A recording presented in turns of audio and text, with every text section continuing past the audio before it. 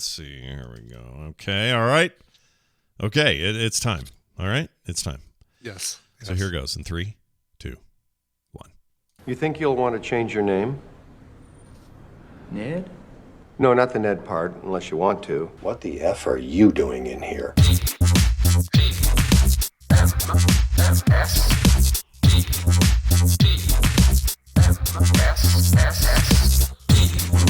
It's the world of tomorrow today. This is the morning stream.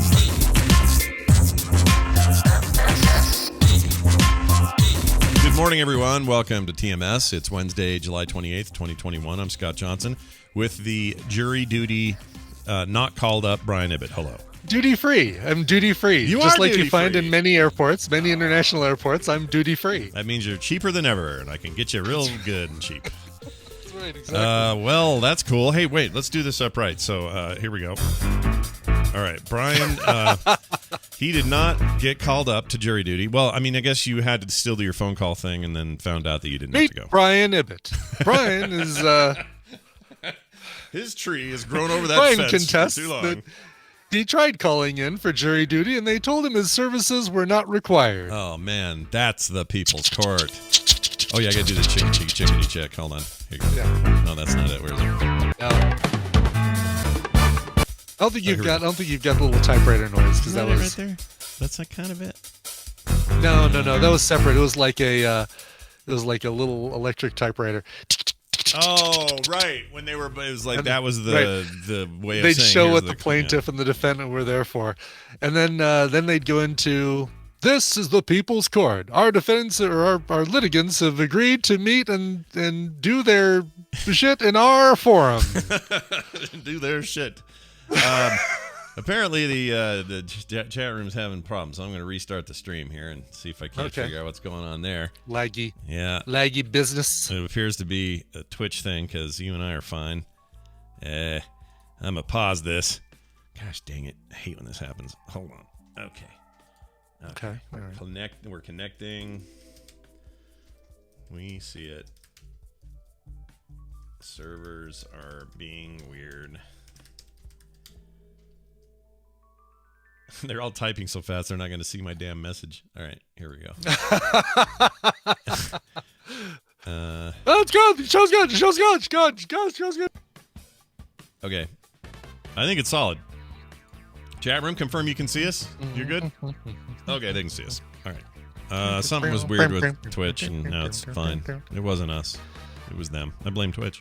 All right, I guess all of this was the music they played during the closing credits, right? Oh, was it? I don't even know if they ever got to the whole thing. Like, I imagine this thing is so... Look how long it is. Like, I know, it really is. Yeah. I mean, this part I've never heard before.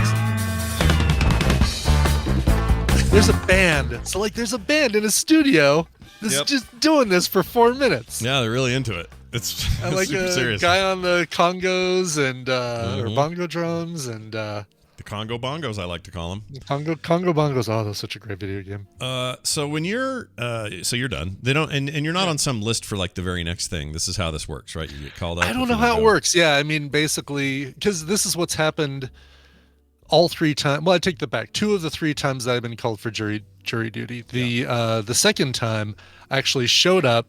They had us in a room. We were all sitting there, and they said, "Oh, they've settled out of court, so you guys are all free to go home. Here's $11 for the last 3 hours that we've kept you in here." $11.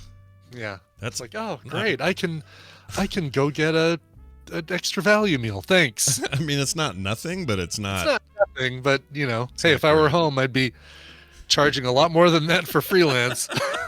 Yeah, we get a slightly better hourly rate when we're not waiting for our name to be called up. Exactly. Yes. Well, anyway, I'm kind of glad it didn't happen because here you are. We're doing a show. Yeah. Much happier here doing this with you. Yeah. Well, that's good. So a couple of quick recommendations. Last night I recorded an episode, a special kind of one-off supplementary instance episode with Jules Scott. You know Jules, old friend of the show. Oh, yeah, absolutely. She's amazing. See her every BlizzCon and almost every Nerdtacular or TMS Vegas or something. I know she's always around. Yep. She's great. Yep. And she's really smart, really awesome. And I decided that I was going to take some advice from friends and pull in a a woman to talk to me about this stuff that's going on with Blizzard. Mm-hmm. And so we did that, and it turned out great. It's maybe, I don't like tooting my own horn, as you know, but I think it's one of the maybe more important things I've ever recorded. So I think people should go read it or listen to it and check it out. It's on the instance feed and available wherever you get your podcasts. So worth checking out. And just Jules is just great. She's such a natural at this stuff anyway that I should have her on more often because she's really smart. Anyway, there's that. I want to give you an impression. Here's my impression. Okay. Jim Raynor, the female dog, my dog. Uh-huh. I have so many pets named after Blizzard properties. I know. I think I saw a tweet about that. I'm like, oh, yeah, good point. We had a fish named Illidan. I hope nothing ever happens with Firefly, because, boy, Inara's name will sure get changed right quick. Yeah. Well, I don't think you have to worry, although everyone's mad at, who's the creator? Whedon. Joss Whedon. Everyone's mad at him, but I don't think that makes it so you have to be mad at the show. No. As long as Marina Baccarin doesn't do anything horrible, which, come on. Could she possibly? She couldn't possibly. No, I loved her in Greenland. And I thought she was really good in that. Kim was watching the Homeland. She was good on that. Yeah, she's good in that. Yep. She was good on V for as short as it was. Well, she ate she was good. She was fine. She was fine. Yeah. She's kind of alien looking. It kind of worked. Yeah. It's true. Well, anyways, anyway, Jim Raynor, the female dog. So I got a Jim. So there's Jim Raynor. There's Deckard Cain, the cat, and then we used to have a fish named Illidan, but the fish died. So yeah. Anyway, it was not prepared. It was not prepared for a long life as a fish. But the dog is fine. She's fine. And but last night at about 2:00 in the morning, I don't know if Carter's in the chat. She may not have heard this, but just start hearing this. Okay, so here's my impression.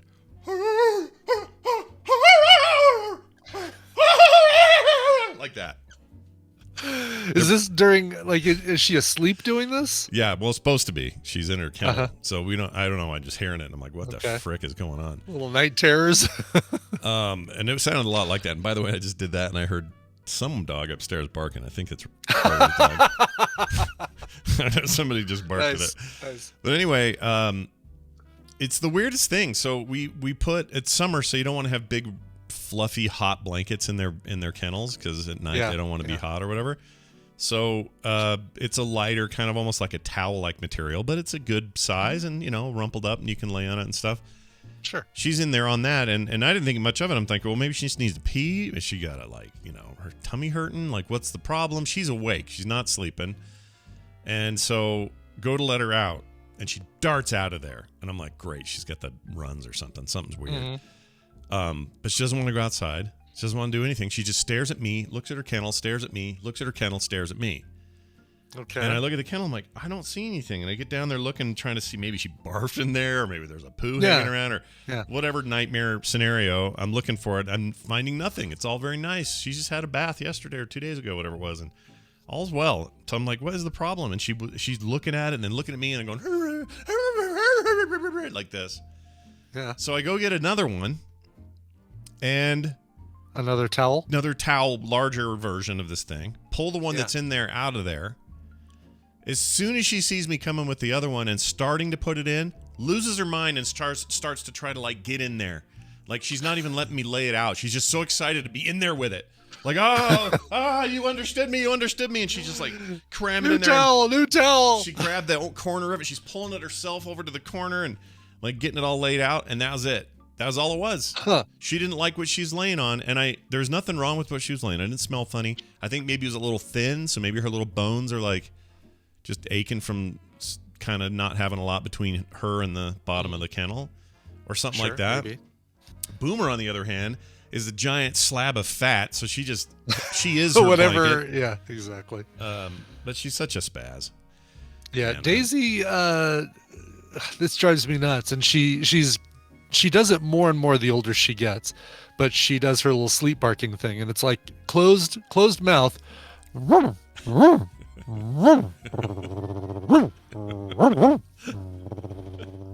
Yeah. But it's loud enough that at 2:00 in the morning, it wakes me up. Sometimes wakes Tina up, but not nearly as much as it wakes me up. And it'll be a couple nights ago, there were like 2 or 3 times overnight that she did that.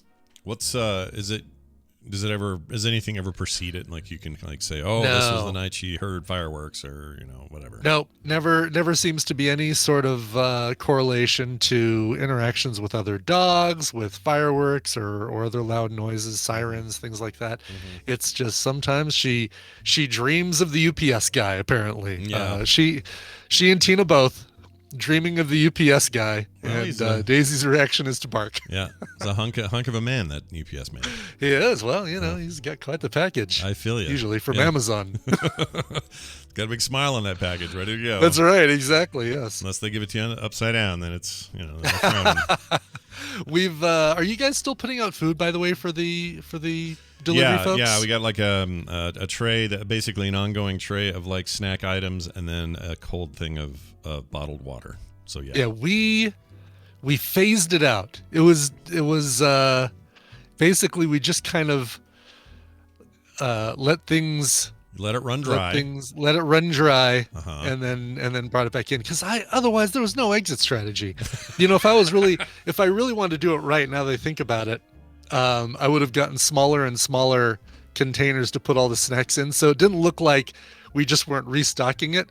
It would just look like, oh, well, no, it's still full. Is this box slightly smaller than the last box? But no, that's a great question. I don't know what the exit is now that you say it. Yeah. Because I mean, number one, makes sense when during the pandemic, everybody's delivering everything. You're having everything brought to the house.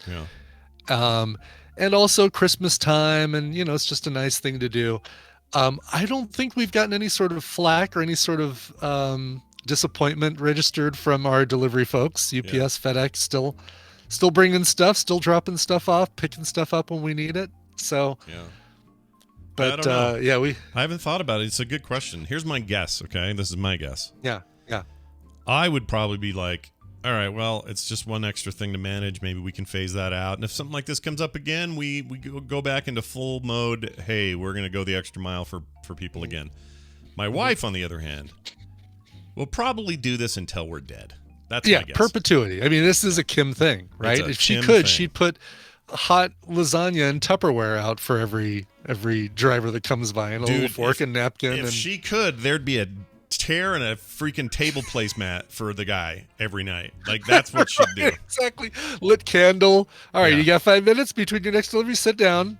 Yeah, you're not something wrong. To drink. What would you like to drink? I mean, it's what makes her wonderful, or one of the things. But it also, it really does put me in a weird light, because in my head I'm like, oh yeah, well, from a practical standpoint, the heart of the pandemic is over, so maybe we don't need to have those out.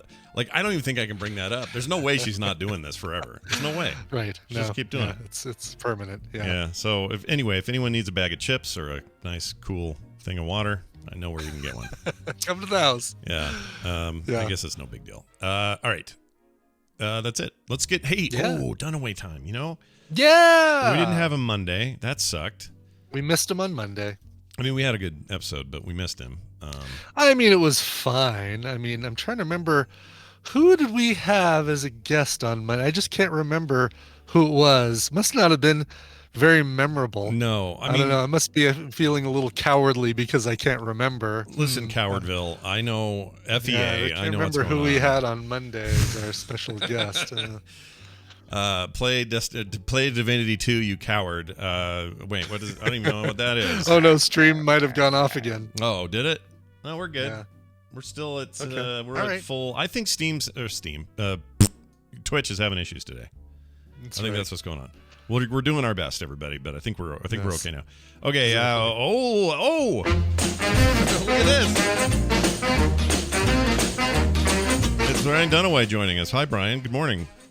Oh, hi, Scott. Whoa! Am I? Johnny 5 is alive. Yeah, you're all slow and robot-y. Yes.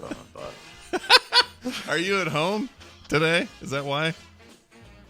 Oh, we lost him. He'll come back. Yeah. There he is. Johnny I 5. I must be at home today. Yeah. Johnny 5 is alive. That was so weird. Hey, no worries. I know how you have that weird thing. I accept you for what you are and who you are. It's not a problem. It's all good. How's it going, man? You doing all right? I'm doing okay. I'd be better if I was feeling better, but hey, let's not talk about that. Let's talk about playing games. Yeah. Brian's been feeling a little off. I've had some solidarity with that in the last week or two, and my hope is that all of us feel better every day that we live. How about that? Yeah. Every day that we live. Every day that we live. All right, we're going to play Tadpoley Feud, but we got to have a listener on, and I think we got one. So let's find out who's been holding here. Hi, who's this? Hello, gentlemen. It's Greg for Walkman. Well, hello, Greg for Walkman. It's nice to have you here. Greg for Walkman! You know what's funny? I'll be on like DTNS, and they'll talk about you because you'll submit a title there or something, or you'll throw them some bits or something on a Wednesday, and they'll say, "Oh, and we want to thank Greg for Walkman," and I just get so giggly inside, thinking, "Dude, do you know why his name is even Greg for Walkman? Do you people over there even know?" That's why? right. Exactly. Yes. Yeah. It's one of my favorite things in the world. Yeah. It's good to have you here, man. Always nice to talk to you. And we are going to play this game. But Brian has to explain how it works and what you could win. I do. It's time to play Tadpoley Feud. I've surveyed the Tadpole on some nerdy topics, and Scott and Brian are going to have to predict the answers that they gave us. It's Scott and Brian's job to see how many of those answers they can guess. Greg for Walkman, your job is more important than ever because you're going to be working with either Scott or Brian. And if your team wins, you get a prize package. That includes Wildfire and Boreal Blade, courtesy of Wesley Twitch Games. Boreal Blade. Yes, I know that. Boreal Blade. Yeah, as Boreal in our Blade. Boreal Blade without the AR. There you go. Nice. It's like Yes. it's like Borean Tundra. Like Borean Tundra. Yeah, yes. yeah. There you go. Oh, Blizzard. Anyway, okay, cool. What's he winning? What are his prizes? Oh, you already said. We just talked about him. How about a Boreal Blade? That's what he get. Yeah, you're getting a red on air light and use it safely. All right, let's move on. Brian, log into the feud. Oh yeah, you're not in the feud page. Did you get my Discord message I sent an hour ago? No. Hey, is this the current URL for the game? Oh yeah. Yes. Because mine says game not found. Hosts really? may need to refresh their page. Do it anyway that's because that's what I got and it still worked. So yeah. Okay. Yeah, it must be That's a weird just error. new thing, huh? We'll figure out why. But you're not wrong to wonder. I mean, I wondered too, and then Brian's like, "Well, try it anyway," and I got in. So Okay, I'm in. Waiting for host. sweet. Oh, I see, Brian. Okay. I think good. we're Now you're in. we're in the wrong one. I think that's the problem. Yeah. I think so because I'm not seeing. I'm see Brian I'm using the one you posted on No, 721 in the chat. I see Brian and I see fine. me, and then I see the buzzer. Yeah. Okay. All right. Let's see if this works because I wasn't seeing the choices. Now I'm seeing the choices. I did a refresh and now things seem to be fine. We'll see Weird. what happens. Okay. there. Something's up, man. All right, it's all good. All right. Here we go. Hands on buzzards. I surveyed 372 tadpoolers and got their response to this. What board game would be the least fun to get Jumanji'd into? Come in. Scott Johnson. Yeah, I'm It gonna just take left 10 me. minutes. I Done. had It's it, like I hitting had it, and then buzzers. it left me. Shoots and ladders. Shoots and I ladders. just have an answer. I Shoots. thought I might eventually have one. Shoots and ladders or snakes and ladders? Show me. Oh man. Number 6 on the board. 5 pretty answers good. will beat it. Yeah, it's a lot of I was answers. gonna say Operation. I don't want to be involved in the real game of Operation. Oh, that's a good one. Don't touch his funny bone. Show me Operation. Yeah.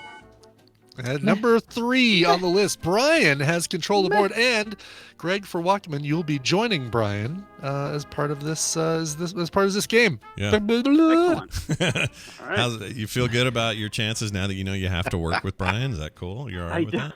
I do. I'm not going to be that much help, though, but I only have a couple off the top of my head. Well, Listen, you can name board games, you can play this game. That's Yeah, all yeah, it really yeah. takes. Yeah. you'll be fine. All right. Well, you two have it then. It's on your board to go. Yes. All right. What board game would be the least fun to get Jumanji'd into? The least fun to get Jumanji'd into. How about I would not want to be in Monopoly. That would be a terrible game to be in. I mean, the odds of going to jail pretty good. Yeah, that's Pretty true. good. Actually, yeah, it's like what do we figure out? It's a 1 in 36 chance of going to jail or something. Right. And most of those community chest cards, even though they're supposed to be mostly good, they're not. It's usually They're not, bankruptcy no. for me. Yep. Oh, second place in a beauty contest. All right, show me Monopoly. Number one. Number one answer on the board. This doesn't Number surprise me. one. Plus, you have to be a shoe and a thimble and all kinds of dumb Right, stuff. exactly. Right. Forget Yeah. that. Now, here's one that I thought about that when you first said it, and I was like, is this ironic enough for the tadpole? But I'm going to go, and Greg, for Walkman, you kind of guide me here on this. How about the game of life? The game of life. I think I've been Jumanji'd into it. I can't Yeah, really how do we tell. know we haven't been? Am I trying to be too clever? Or do I need to go with something? No, I think you've given an answer. I don't think you can retract it. Well, I haven't given it. I wasn't talking to you. I was talking to Greg for Walkman. All You right, can't tell me All right. what I can talk to you about with I Greg. have one. I'm wondering, is it just basically classic board games, or just it's anything that? Any board game. Mini board game.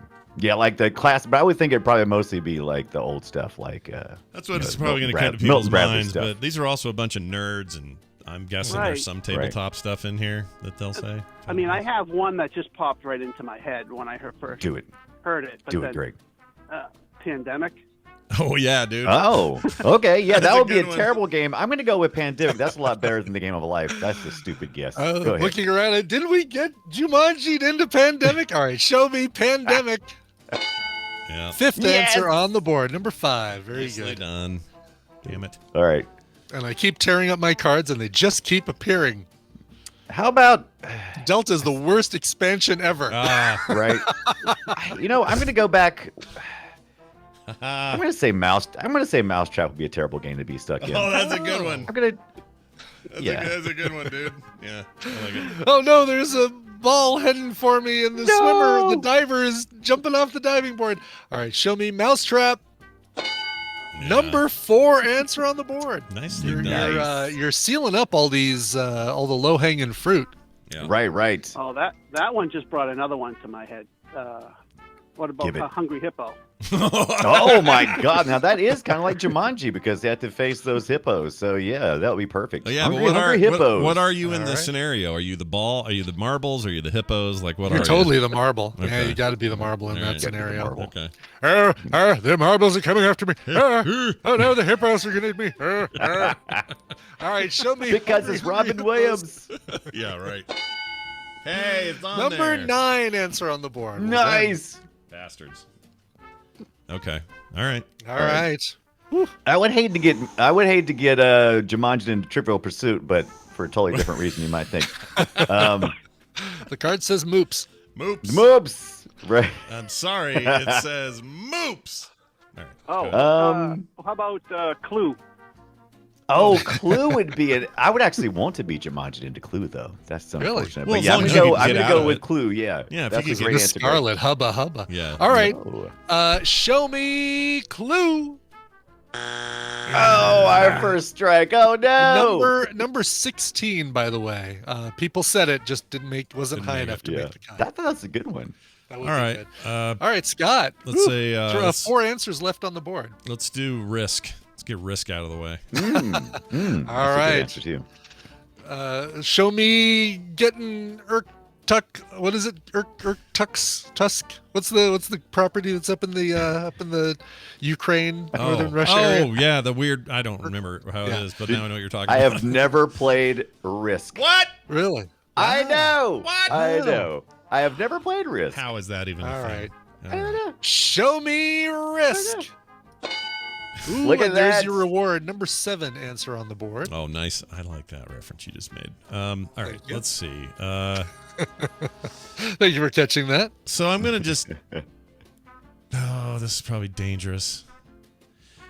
Because everyone, the hot board game now or the hot tabletop experience is that Gloomhaven, and that seems like it'd be scary if you were in there. So, Gloomhaven. nice. We'll see if anyone did anything modern. Gloomhaven. Yeah. All right, show me Gloomhaven. Number 20. Number 20 on the list, and I agree. It would suck to be Jumanji'd into Gloomhaven, without a doubt. But you die in there, man. not enough people said that one. All right. Plus, all you right, die slowly. Those games take like 36 hours to complete. It would be the longest death of your life. Kind of feels like you get Jumanji into. Yeah. All right, 3 answers left on the board, Brian and Greg. What you got? I kind of want to. You guys ever play Cooties? The one where you assemble the bug, Not the like you board have to game. burn each piece and stick on the legs and stick on the head and antenna Yeah. and stuff. Oh, right. I'd hate to get Jumanji into Cooties. I mean, I wouldn't either. Yeah, that's that. Well, I'm not going to help you. Whatever. Yeah. Okay. But is that really a board game as much as? I don't know. I There's mean, a board. look, if Mousetrap's a board game, Cooties is a board game. Cooties. What do you think, Greg? Are we going with Cooties? I've never heard of it, but sure, let's go. All right, do it. All right, we're going with Cooties. Don't put me in the Cooties. All right. Show me Cootie. It's singular, by the way. Show me Oh, Cootie. Ah, No Cootie. uh, Didn't even make the list, Cootie, by hold the on way. a second. Not even. Is it really? Is that really? I've never heard of it. Singular. There's no Cooties. Yeah, the game is called Cootie. Oh, I've had that wrong. Really? Because all you're these assembling years. a Cootie. Always called it Cooties. Wow. Yeah, I know. Let me double check. I want to confirm, but No, I the believe you. board It makes game sense. the board game was called Cootie. Okay. Yeah. All right. I had that business. There was no lawn darts weren't a board game, so I'm not saying that. I've actually been And really- in Jumanji into that. Yeah. Yeah, I think that feels like something you're just kind of when you play it, you're in it. Yeah. Oh man, this is down to the wire here. Yeah. Let's Three go with answers I'm gonna steal one Brian didn't get earlier. I'll say the game of life. No. Watch that be number 2. All right, show me the game of life.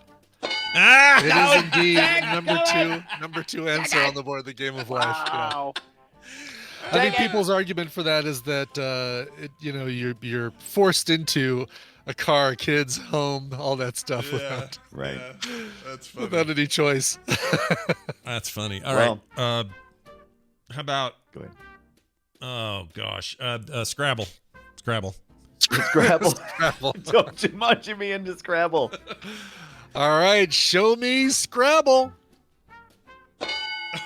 Unbelievable. 10th answer on the board. Me? I don't know how Jeez. why people said Scrabble, but 8 of you did for some reason, and That's amazing. yeah. So right now, the only way that Brian and Greg can win, Yeah. the only way that Greg can get prizes is if Scott misses this one, and you guys figure out the 8th answer on the board. Okay. Man, I want to do this pretty sneaky sis one, but I'm worried that it is not considered a board game, or at least people wouldn't think of it as one. And I actually can't remember the name of it, so it doesn't matter anyway. Shit. Oh, geez. All right, let's do. I don't think anyone said Pictionary. Pictionary. No. Pictionary. Oh. All right, show me Pictionary. Oh! Yeah, Pictionary, win, lose, or draw. Both got votes. Neither of them. I think one person said each. Right. It's kind of like lawn darts. You're kind of like in the game already when you're playing. Yeah. You're right, but Yeah. there's something about somebody drawing what looks like a spider and you going, spider, no! Spider, no! It's not a spider! Spider, no!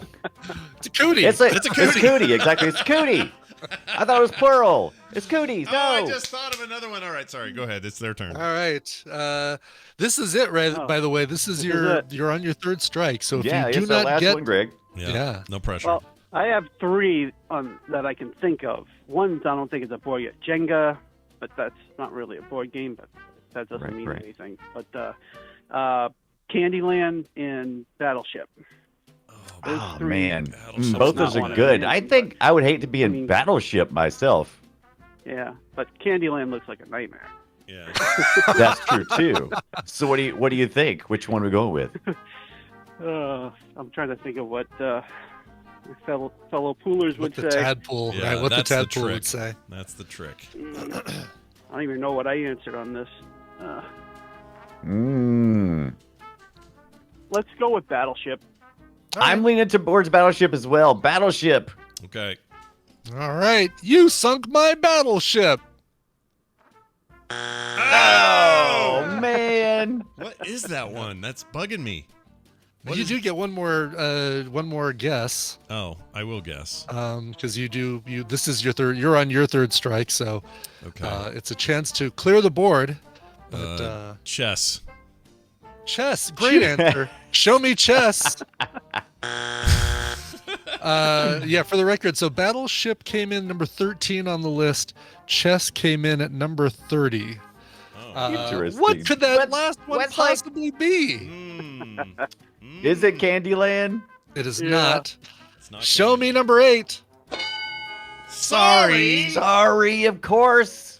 I never Nobody, I played don't think, even Sorry. said sorry as like a as an answer. But I guess there's What about something Trouble? about almost getting home and then people sliding across you and sending you back. Yeah. Trouble number 12. So here's kind of the rest of the list. I don't know why Scrabble seems crazy to me. Arkham Horror number 15, Candyland number 14, Parcheesi, Settlers of Catan number 18. Connect 4 is your pretty sneaky sis game. That was 19. Oh, Connect 4! Gosh dang it. Connect 4. Uno, Warhammer 40K, Backgammon, Barrel of Monkeys, Blind Date, Donald Blind Trump. date. Donald Trump, the board game. I don't know. That one should be higher. Yeah, that They already exists. the deal, the board game. Eldritch Horror, Escape from Colditz, Fireball Island, Fury of Dracula, Guess Who? Somebody actually put Jumanji. Yeah. That's a good idea. I thought about that, but I thought that would be weird. Pretty Pretty Princess, Stratego, Twister. I don't know. There's one I don't understand how That's the one where you're in the game, right? that's one where you're in the game. Yeah. Not really a board either, but I sort of see and then why finally there's crossover. Zombicide. Zombicide? the What the last hell one. is that? Zombicide. Never heard I of don't that. know. Well, don't commit zombicide, I guess. Yeah.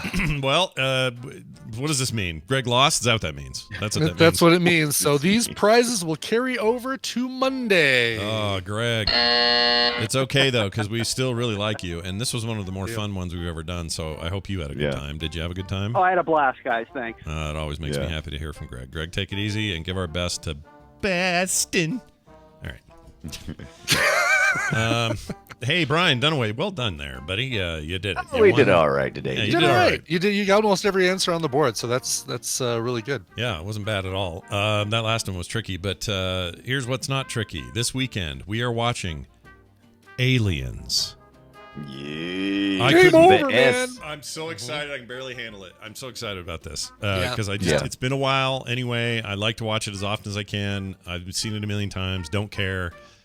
I'll see it 50 more times. I love Alien so much, and that continues our Alien quadrilogy of the Ellen canon, or the Ellen Ripley canon, and we'll eventually get to 3 and then 4, but it's time for 2. So get ready, you guys. Time for Paul Reiser. That's right. I think it's streaming on Prime.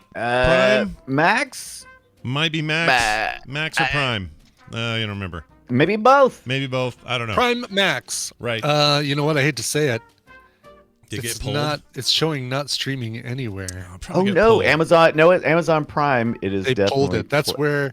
Yeah. Oh. So Alien was on Prime. Hold on. Aliens. And Aliens got. Not Cooties. Cooties. The only free streaming thing I've got is IMDb TV. Let me see here. This Oh, they is did that free same on thing Amazon for. Prime for me. Does They it really? did. For All right. me. JustWatch.com is showing. Oh, yeah. Wait, look at Just Watch. I'm looking at Google. I'm looking at Google. Well, hold on. Oh yeah, Aliens. Well, Hold on. hold on a second. It might be on Prime because under the IMDb TV icon at the very bottom, it does show. It does show. Is that with ads though? Might be. Yeah, I'm showing Alien. Either way, I own it. If you don't own it, Yeah, right. Then you're doing it wrong. If you don't own The it. irony is, it's Alien, the original, which fell off of Prime last time, is now back on Prime. Freaking, you guys get your timing straight, Amazon. What the frick are you doing? Aliens says watch now free with ads. Ah. Oh, well, I'm renting But it. you don't own it? I own it. I totally own it. I own it somewhere, but I- I'm going to rent the 4K one and watch that. That's what I'm going to do. There you go. It's only yeah, $4, $5. so we'll continue. We'll continue with the plan to watch Aliens. Oh, hell yeah. It's a big enough, it's too big of Yeah. a cultural thing. Yeah. We're not skipping it, Yeah. no matter where I it don't is. know how to watch that movie. How do you watch it, Bobby? How do you watch it? Is Boo. it some underground thing? I don't know. That's the only Hank I can do. I wonder about Alien 3 now that I'm doing this. Yeah, well, who knows? It may switch around again the next time. By the we way, get I into do it. like how on Just Watch, Sigourney Weaver has a triangle for an eye. Yeah, she's like a goat. She got a weird eye. That's what's going on there. There you go. If you Brian like- Oh, did y'all Dunaway. see that new movie, Goat? Have you seen the trailer Oh for yeah. that? Do you see Pig? Have you seen Pig? I haven't seen Pig. That looks scary too. Yeah. I'm waiting for Cow. Yeah. No, I think it's called. Actually, the movie I'm talking about is called Lamb. It's a trailer for it. It's a foreign half film. baby, half lamb thing. Yeah. I saw Yeah, that. yeah.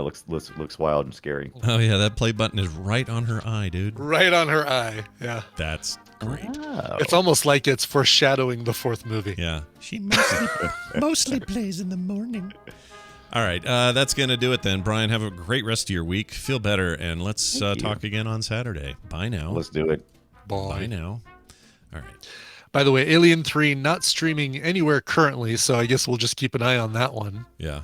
It'll. Not even free with ads with IMDb TV. It was the whole thing. The whole The group whole thing, was streaming yeah, on Max not yeah. long ago. I don't know what changed and why did it change so fast. Like freaking knock it off, these bastards. I don't know.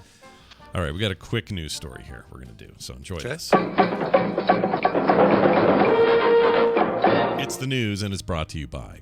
Yeah, it's brought to you by Soundography. Alex Albisu joined Hammond and I for an episode, and he introduced us to a band that is huge, but only in a little specific part of the country, and only in a little specific time period was this band huge.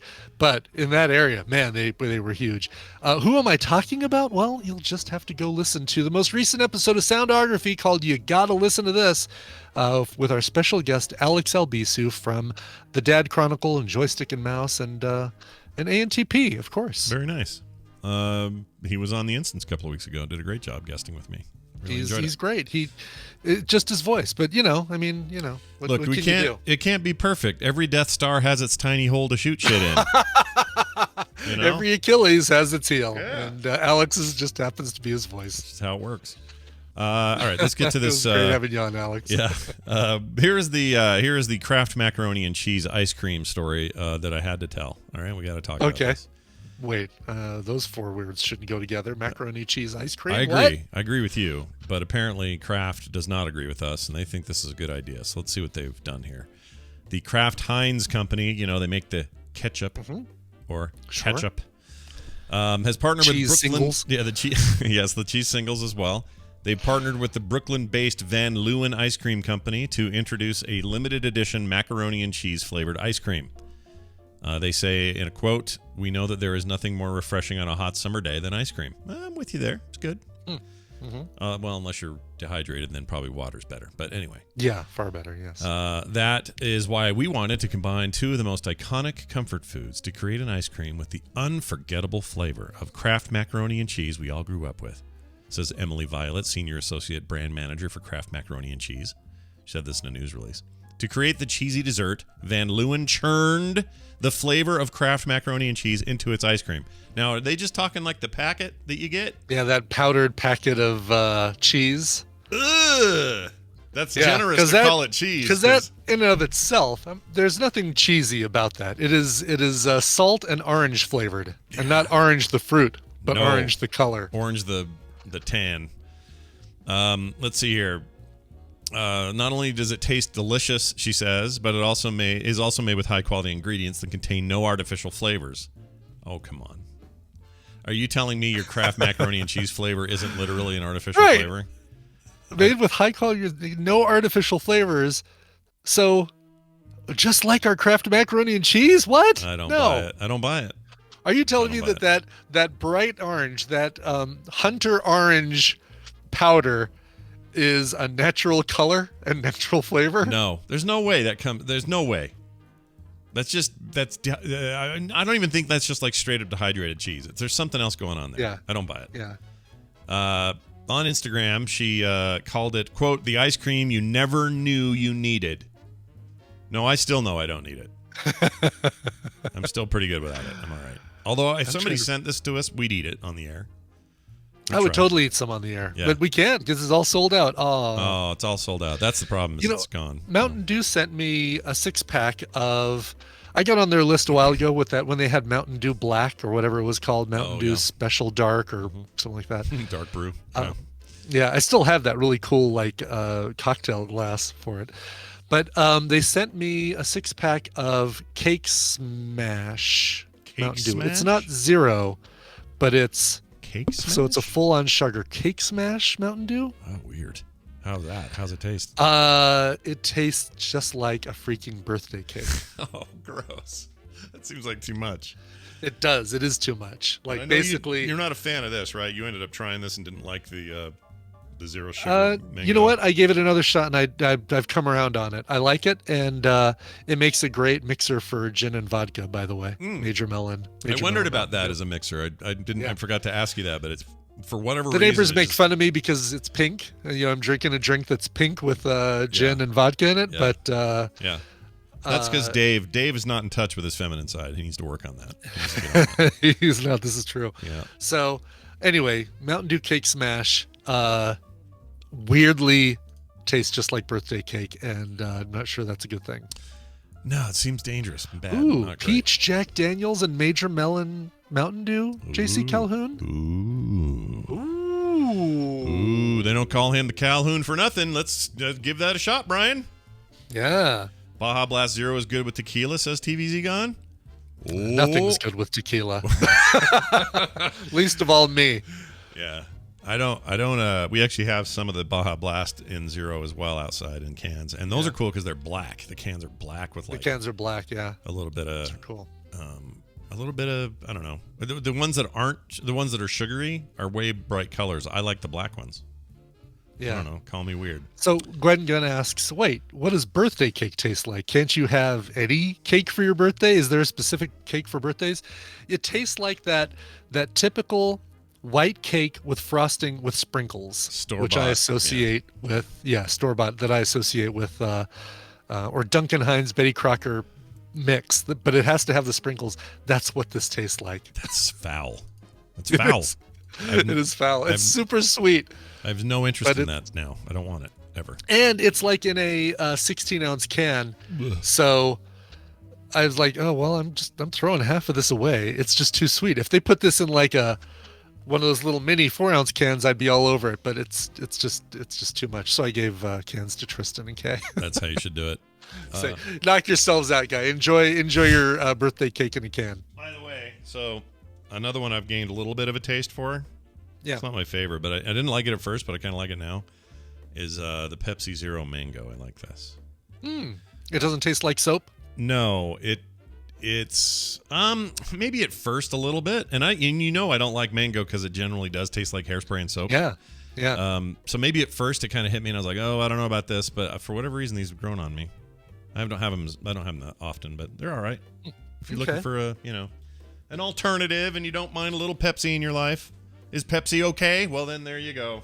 There you go. Yeah, I haven't gotten a Pepsi product in a while. We've been on the Coke Zero and the Dr. Pepper Zero, which is the bomb. Yeah, Dr. Pepper Zero is real good. And also, did you know? Okay, so this is the other weird thing. If my brother-in-law Steve is listening, maybe he can pipe in and remind me how this works. But there's supposed to be two formulas for Coke Zero. There's Coke Zero and there's Coke Zero Sugar, and those are different. Really? I said the same thing. The word out of my mouth was, really? I thought Coke Zero was literally Coke Zero Sugar. That's what I also thought. And he says, no, there are two kinds. And you can find them in a can that'll just say Coke Zero, and you'll find another one that says Coke Zero Sugar. And they have slightly different, what do you call it? Whatevers. And the one that says Zero Sugar is the one he thinks is the bomb and has replaced everything, and he can't have anything else now. He loves it so much. All right. So, yes, Coke Zero, which has recently been rebranded as Coca-Cola Zero Sugar, is marketed as a healthier version of the original sugar-sweetened beverage, Coke Classic. But there is The only differences between Coke Zero and Coke Zero Sugar are minor changes to the natural flavor composition. That's what he's so talking about. indeed, yeah. Now, how minor that is, or how he can tell and others can't, I don't know. But if you ever get into that, Brian, where you have both, it'd be a fun taste test because I trust your palate. You got a good palate. Yeah. Yeah. I'll have to see what I can do. I have to see what I have upstairs. I have either Coke Zero or Coke Zero Sugar, so I don't know. Yeah. Interesting. So can you get both currently, or is it like as the rebrand comes out more, the excess stock on the shelves of regular Coke? I thought the deal was that there are some people that still like the previous one more, and so they keep it around. Okay, interesting. Like Diet Coke, because everyone, there are people that swear by Diet Coke, and they don't, I don't know. It's weird. The freaking the cola wars are alive and well. Everybody, they're out there. Look at they really are. And I can't do Diet Coke. Yeah, I don't like it. They gave me one of those with my. I did go to Five Guys. I rode my bike to Five Guys Burgers yesterday, and I got a Diet Coke, and I haven't even opened it yet. It's man, that's how much Brian likes Diet Coke. I stuck it in my bottle cage on my bike, and there it sat for the whole ride home. Yeah, get nice and jostled around, and then got it home, put it in the fridge, and it's like, I'm not. I can do it at a restaurant, like in the restaurant, like Fountain. I can do that. Yes, if I have to. If there's nothing else. Yeah, if there's no alternative, fine. You got me. But please get Coke Zero and replace all your crappy Diet Coke. Thank you very much. Please, I'm begging you, please. Let's take a break. When we come back, Tom Merritt, Nicole Spag, all that coming up right after this song that Brian hath brought. What did you bring? I did. I recorded this myself, and I've given credit to a band or a singer called Lisey Star. This is me. I did all the instruments and all the vocals on this track, but I'm going to go ahead and let Lisey Star take the credit for it. This is a brand new song that she just released today even. Whoa. It is a new single called Coffee Cups. She's got kind of a like an indie acoustic singer vibe going on, like I'm trying to think of some good examples. Feist, probably good comparison is Feist. Sure. Here you go. Are you saying it's kind of feisty? Is that what you're saying? It's feisty in a way? It's feisty. Oh, look at that. Well done. Yeah. Her brand new album, Blaming the Weather, comes out Friday via Sunday Supper Records. Here is Lisey Star and Coffee Cups. I'm escaping to the one place that hasn't been corrupted by capitalism. Space! I can tow you as far as Port-au-Patois.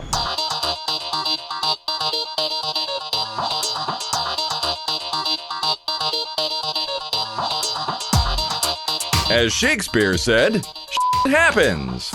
This is the morning stream. All right, we've returned back to the program. That song again was Coffee Cups by Lisey Star. Check out her upcoming album on Friday called Blaming the Weather. Nice. That's what I do. I got so much smoke now. I'm blaming everything on the weather, but it's not even weather. Absolutely. It's just fires, man. Well, it is. I'm blaming it on the climate. Take that, climate. There you go. Blame it on the climate. All right, here's this. With the computer, as with any tool, the concept and direction must come from the man. Yeah, it does, and that man, as always, is Tom Merritt, who joins us on Wednesdays and talks about tech news that he's been scraping the internet and the world for this morning, so we can talk about it later on the Daily Tech News Show. Tom, good morning and welcome back. Always blame Lorraine because of that song, Blame It on Lorraine. Oh, blame it on Lorraine, yeah. The little Milli Vanilli reference. I love it. Anytime we can relive a little Milli Vanilli. Never often enough. No, I'm here for it. That's fantastic. Tom, it's good to have you back. I hope you had a good week. Did you have a good week? How'd your week go? Yeah, I've had a decent week so far. Thank you for asking. Yeah, it's been all right. A lot of my friends, got all mushed up in all this Blizzard business, but oh my, yeah. It's been real fun.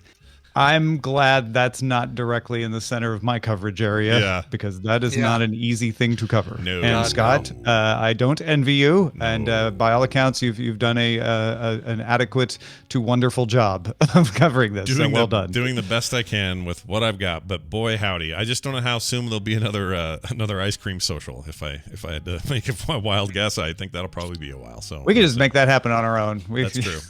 Yeah, we don't need Blizzard for that. We'll have our own. That's how that. We could have a dairy Dairy Queen Blizzard. Why not? Why not indeed? All right. Well, it's good to have you here. We got there's probably tech news floating around out in the ether somewhere. What's going on? Sony has now sold more than 10 million PS5 consoles. Now you'll be forgiven if you think that's impossible because you can't get one. But up more than 2 million since they last gave us a number back in April. Back in April, it was 7.8 million. Now 10 million. That makes it the fastest selling console in Sony's history, outpacing the PS4. So on the one hand, yes, there are supply chain constraints. I hear the PS5 related to the chip shortage, which it may be, but the chips used in the PS5 are not necessarily the chips that there are shortages of, but it's complex because fabrication plants have backups because they are trying to make the chips that there are shortages of, which then leads to changes in supply orders. If I had to guess, and this is just a guess, it's really that the demand has outstripped even Sony's expectations. And because of the chip shortage, Sony can't increase its orders to match. Right. So they're getting the consoles made that they planned, but the fabrication plants are like, yeah, sorry, we can't up your order. We can meet the order we promised, but we can't add anything to it, which is why you're seeing the shortages. It's a combination of the capacity and supply chain issues and high demand, that more people want these than they can make right now. Yeah, it's interesting. There's some similar reports from Microsoft about the Series X and S sales, and while not quite to the 10 million, they somewhere in the 6.57 million, and they say that this is now the fastest selling Xbox of all time. Yeah, isn't that interesting, right? Yeah. It's not, hey, Sony made the best console ever, necessarily, although that may be true. It's also, hey, more people have been staying home a lot more lately and are more likely to be like, yeah, I think I want a game console here. And the one thing none of this talks about, well, I guess some of the articles are alluding to it, but during this same period, the Switch had gangbuster numbers, like out of control numbers of Switches were sold. During that period. Yeah, they're all selling. Yeah, everybody wants things to entertain themselves and distract themselves at home. Yeah, which, I totally can see why you'd want that. Well, that's great. That'll obviously come up a little bit later. We'll talk more about it, but it is an interesting, it feels like an interesting version of the cycle. We've seen the cycle 100 times, not 100 times, but many times in my lifetime have I watched us go from NES and Master System switch over to the Genesis and the Super Nintendo, and then after that Sony pops in and says, hey, what about the PlayStation 1? And then Sega tried to answer that with stuff that didn't work very well, and then watch the keys change hands and Microsoft suddenly in the game. And it's always been an interesting thing to watch and pay attention to. This one just feels unique because of the kind of environment we're all in, the pandemic primarily. It's kind of painted this all in just a slightly different hue. And it's fun to to see what the differences are and how into it people are right now. And it'll be interesting to see if that Steam Deck does really well.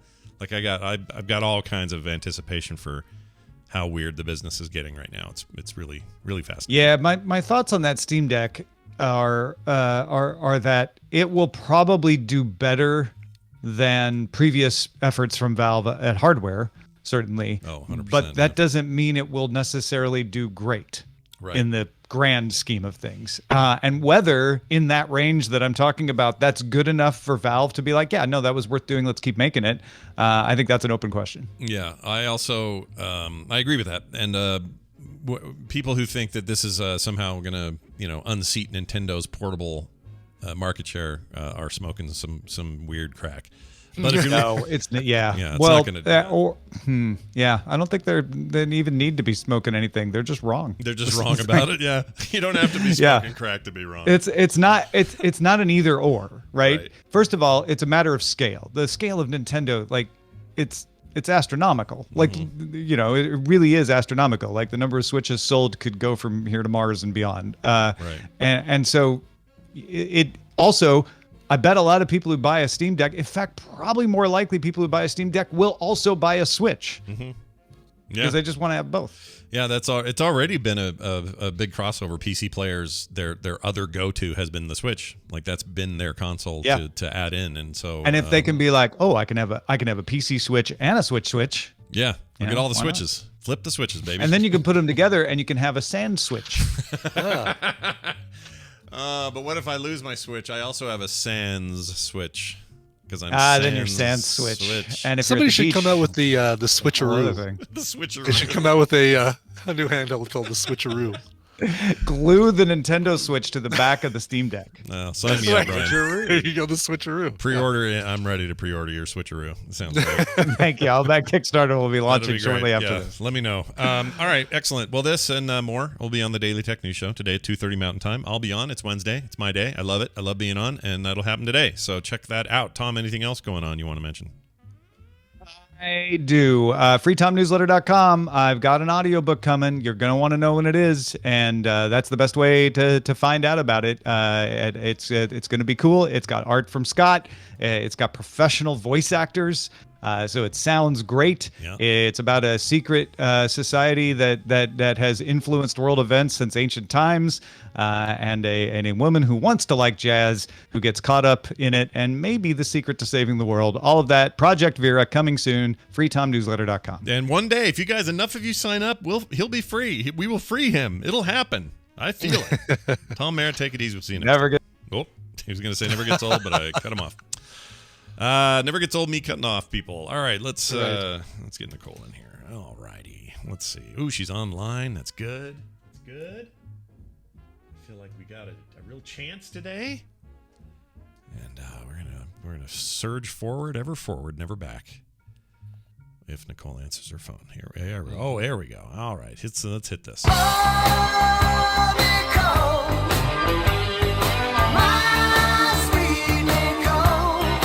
Hey, y'all, look who it is. It's Nicole Spag, our good Wednesday friend, who comes on and does Reccamentals with us, and it's always nice to see you. Hello, Nicole. How are you? Hi.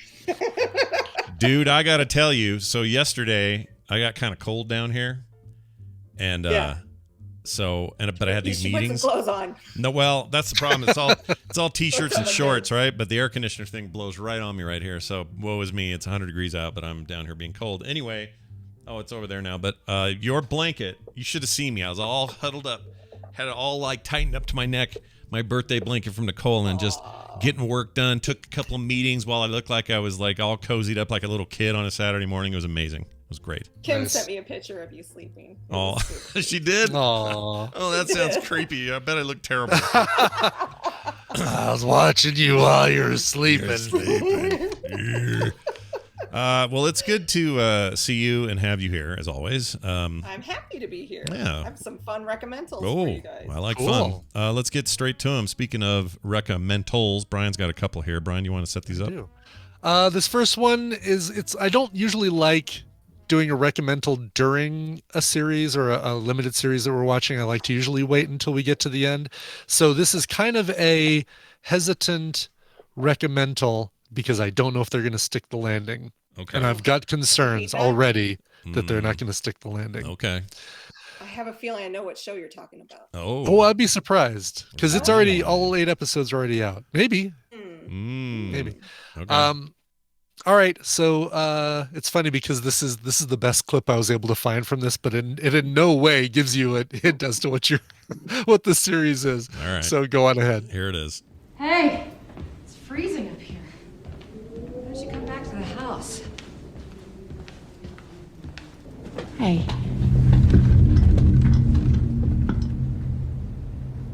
Scott. Yeah. Okay. All right, quit messing around. Come on. You're scaring me. Honey. Hey, honey. Oh, I know what this is. Are you all right? Maybe I do.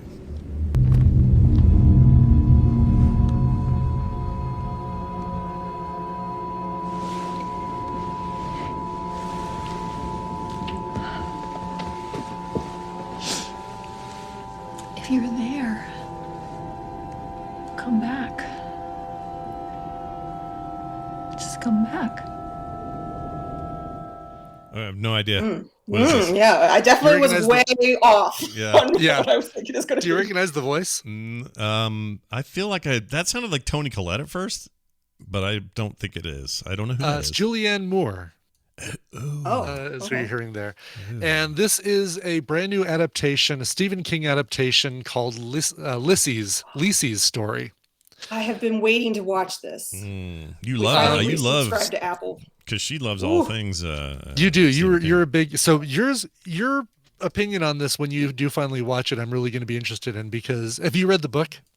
No. Okay. And that's okay. I mean, there are a lot of Stephen King books I haven't read. So like that adaptation of the JFK assassination. Oh, you should that they did on Hulu. 2363. That book is awesome. I love that book. Anyway. So this is Lisey's story. It is the story of a woman who was married, the widow of a successful writer who passes away, but had some special gifts that enabled him to be a really good writer. He could kind of go back and forth between this world and another world that he created. Literally, his body stays in our world, but his consciousness goes to this other world, and he can take other people with him. And it helped him write all of these stories and bring out his creativity.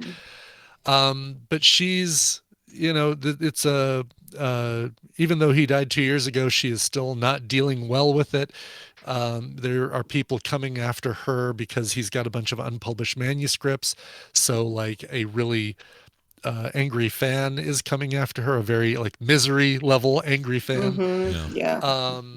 But he is also her husband, Clive Owen, Scott Landon, before his death, left her a little bit of a scavenger hunt kind of thing that he calls a bool.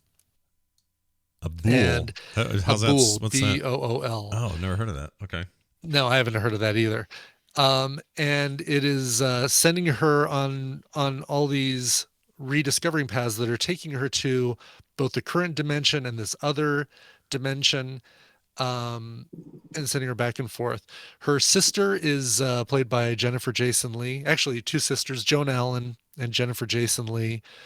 Jennifer Jason Leigh freaks me out, man. She's good. She is full on angry Jennifer Jason Leigh in this. Like, it's the Jennifer Jason Leigh from like Weeds, where she's a character you're not supposed to like. By the way, have we ever talked about the fact that Jennifer Jason Leigh has Jason Leigh in her name? Whoa. Like a subset of her name is a whole other actor. You could say her name is Earl almost. You could say that, yes. In Her name contains Earl. Yeah. Her name contains Earl. My name contains Earl. Yeah. It's also got Dane DeHaan, who I just recently saw in the Metallica concert drama film Through the Never. He's the main character, roadie kid that you see running around through that weird Metallica film. So anyway, we're 6 episodes in. There are 2 more episodes. It's good. It almost feels so far like it could have been condensed. But I don't know what they're setting up for the ending. And if there's one complaint that I seem to have with Stephen King stuff, is that he's great at the setups, but not always so great at the endings. But here's the thing. All of his stuff ties into the bigger picture. So you're bringing up a author that gets pulled into his worlds. I'm currently reading the short story book, If It Leads, It Bleeds. Oh, yeah. And there's 4 stories in there, and the last one is called Rat. And it's about a writer who gets lost in his stories. So I'm wondering if I'm reading about the writer that's in this. Because they're all connected. Yeah. Yeah, you might be. I mean, there was in 2006, there was a Lisey's story novel. Right. But and he's maybe not the last person, or it would not be weird for Stephen King to insert himself into his own books in some way. Sometimes he does it obviously and puts literally did it in the himself Dark Tower in. Yeah. at the very end. Yeah, he was literally himself in that book, which was really it was weird. awesome. I loved it.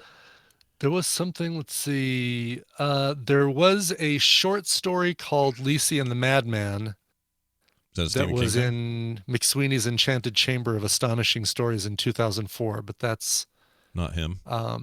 But yeah, I mean, this is when in 2003 when King came down with double pneumonia, while he was in the hospital, he came up with the idea for this story. So yeah, it's absolutely self-reflective. Anyway, I'm curious as to what people think of it. It's interesting, and I'm hoping that it sticks the landing. This is on Apple TV. So if you've bought an iPhone and an iPad, or you just subscribe for $5 a month, and you've got Apple I love TV. that. One of my favorite things is that you tell us this every time. I love it. I love it. Yes, Anytime there's a exactly. thing on Apple, Brian will always say, "Have you bought an iPad or a phone?" Exactly, because people don't realize it's like, oh, I have I have relatives who, oh yeah, no, we don't have Apple TV. I said, you just bought an iPad like 2 months ago. You've got Apple TV for a year. Yeah. Go watch For All Mankind, and I think it's worth the New $5. season of Ted Lasso's out. Yeah. Ted Lasso, exactly. That's right. It's worth $5 no matter who you are. It's good. See, Talia in the chat room. I did not realize that. There you go. Yeah. I don't know. See, we're I don't doing know if she was responding to me or responding to something else. Well, she may have been, I don't know, some Cowardville thing she was going to say. Who knows? That's true. Good point. Who knows? All right. So anyway, Lisey's story on Apple TV. The other one, my other Reccamental, is not on Lisey's story. This will be no problem for people to figure out because this is required pop culture nerd viewing. All right. Let's see what we got. Anyone like to venture a guess as to what is inside? That's a boggart, that is. Very good, Mr. Thomas. Now, can anybody tell me what a boggart looks like? No one knows. When'd she get here? Boggarts are shapeshifters. They take the shape of whatever a particular person fears the most. That's what makes them So terrifying, yes. Luckily, a very simple charm exists to repel a boggart. Let's practice it now. Without wands, please. After me. Ridiculous. Ridiculous. Very good. A little louder. Very clear. Listen. Ridiculous. Ridiculous. This class is ridiculous. Where the turds float. That's right. Yes. Yeah. VM Varga himself, David Thewlis, as Remus Lupin. That is, My you know which favorite movie that is, character. by the way? That's 3, right? I think. I thought it That was the first one. is- Sorcerer's Stone? No, he's No, definitely it's- not 3. no. So it's got to be It Prisoner of is Azkaban, the right? third film, correct? Prisoner of Azkaban. I can never remember these by number. I can just remember them by name. But yeah, Prisoner of Azkaban, which is where we finally get Gary Oldman in there as Sirius Black. This is one of my favorites, actually, of the series. And It might be my favorite. I think it is, actually. it is so good. We're watching all of these, or we've been binge watching all of these, because tonight I'm going to a Harry Potter trivia competition with Tina and Nikki and Clark and Tristan from the Tadpool and my niece Maddie. So it's kind of like, all right, let's brush up. Where are these things streaming, you ask? They are all streaming on Peacock. Peacock. Awesome. Peacock. Is it weird seeing that the Dudley Dursley kid looking all Dudley Dursley? Yes, and after then, seeing him so skinny in the Queen's Gambit. Yeah, it's really weird. That is a great movie. I forget how good Gary Oldman's in it. That's an awesome. 3 is great, and 3 was controversial because it's directed by Alfonso Cuarón, who did like Gravity and a bunch of Spanish-speaking films that are amazing too, but a very different take and tone compared to the first and then two. you have Michael Gambon as Dumbledore for the first time. Right. So all that stuff was a little bit of a hard turn for a lot of that stuff. And I remember thinking, all right, we're growing up. Let's do it. We got this. This is like, they're teenagers now. Everything's not all shiny and Disney in here. It's good. Yep. And it was followed by, sadly, the Goblet of Fire, which is a tough one. It just feels like they just tried to jam too much into one movie. That one, there was actually talk of making that one 2 movies, and it probably would have worked better as 2 movies. Goblet of Fire is my favorite of the books, but my least favorite of the movies. And I think part of that is it's a really hard translation. It's hard to do it right. Yeah, it totally is. Yep. But Someone asked how much Peacock costs. It's $5 a month, $50 a year. Yeah, but I think you get ads with that. There is isn't there a free version of Peacock where you get just tons of ads or no? There is. There's an entry level version, but you get ads on everything pretty much. Some stuff doesn't have ads, but most of it has ads. And then there are some things you can't get without the premium that just you have to have. Premium and the Harry Potter movies might be part of that. So yeah, could be. Yep. So there you go. Harry Potter, all the Harry Potter movies. We've been binging them, and it's weird that it's only on Peacock because those are Warner Brothers properties, and you'd think they'd be up on HBO they got Max. yanked from HBO Max like at the end of last month, the end of June, and so we were like, all right, well, we got to switch gears and go over to Peacock to watch these. Yeah. Just seems like something. If I were HBO Max, I would figure out a way to hold on to that since you own them, and like build out the, I don't know, maybe that just doesn't work that way, but for sure, it's like still getting Marvel stuff on Amazon, but they're definitely a Disney property, so it's kind of like that, I guess. Yep. All right, cool. Well, I haven't seen those movies in a while. It kind of got me in the mood. Yeah, boy, watching these last two, Goblet of Fire and Azkaban, because we ran out of time, so we're not going to be able to see Half-Blood Prince or Deathly Hallows or any of those before tonight.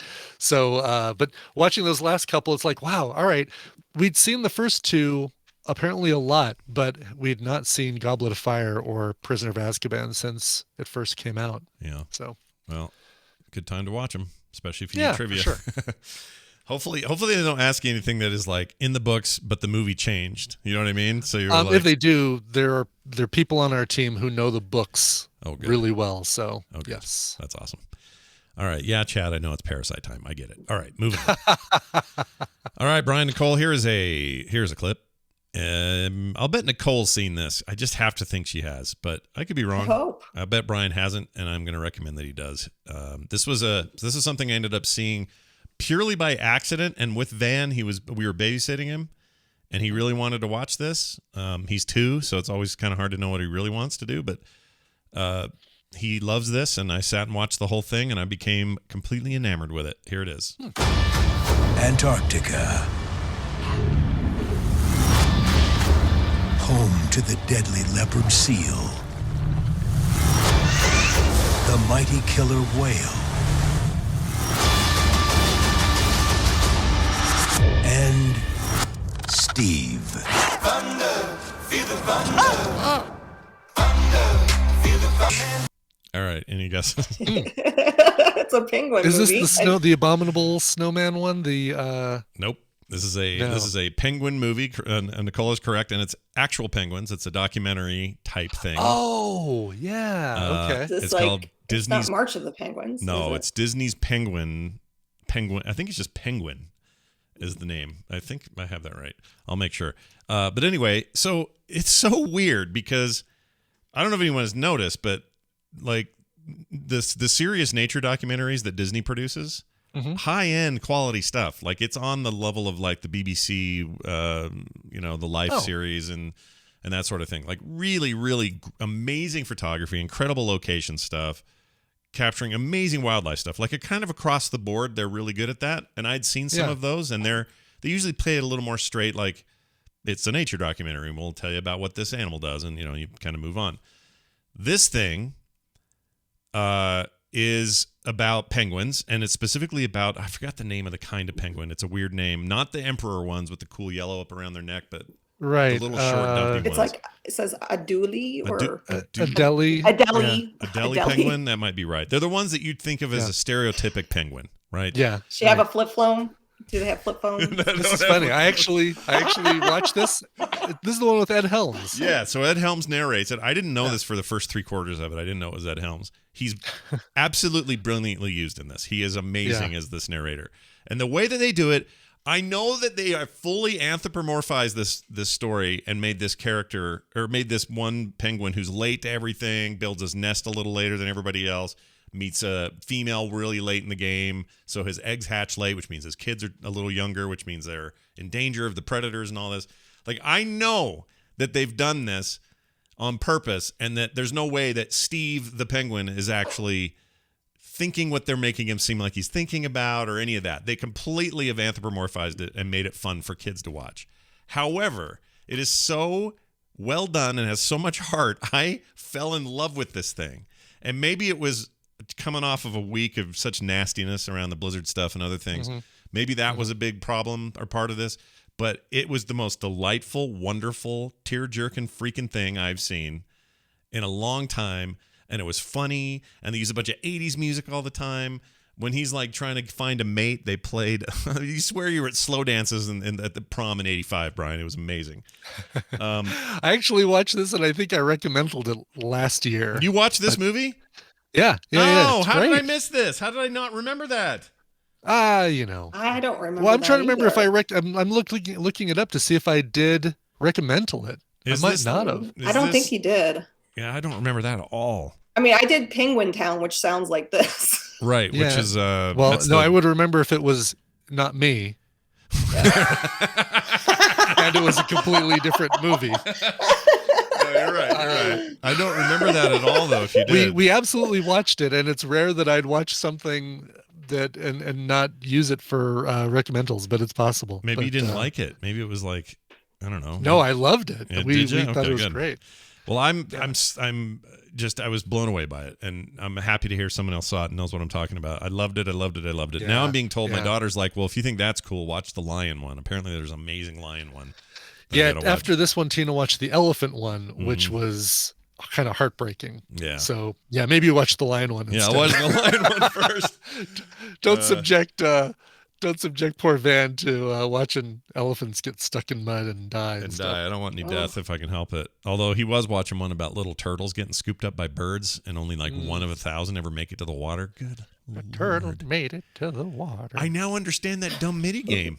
Like, that's Yeah. what happens. These birds take these things and they eat them. I thought that was all just a video game, bunch of bull crap. I didn't know. Oh no, that's like that was a I mean, that's like so many National Geographic specials showing these little baby turtles crawling out of the sand. And, I apparently missed and, that. I didn't know they were such food for these birds. And I've Yeah. watched Moana, Have- help carry one out and all that. But Has Van seen the turtle tail? Is it called turtle tail? I don't know. Turtle tail. I could ask. I'm not sure. This is one that, a turtle's tale, Sammy's adventure. Mateo loved this little movie. Oh, It's really? like one of those knockoff movies, but it still is fine. It's But it fun- oh, came you out mean- around the same time Oh, as yeah. Finding Nemo. It was like the low budget Finding Nemo. Right. Yeah, they have those. They're like 3D movies that come out around the same time as the. Yeah. It's a little like Transmorphers and Transformers and things like that. Yeah. Right. But it's Yeah. one of those movies that's free on just about everything. You can find it on Prime, Vudu, Peacock, and Pluto TV. So. Interesting. Well, I'll definitely look that up. I just loved this, and I want people to watch it. It's on Disney Plus. It's part of their documentary nature stuff, and there's one particular thing that I just wanted to point out about it. There's, as much as they again are assigning personality to characters that definitely don't probably have that personality, and they're having fun with it. It never feels like it's it doesn't feel deceptive. It just feels they're having fun with making Steve have a personality.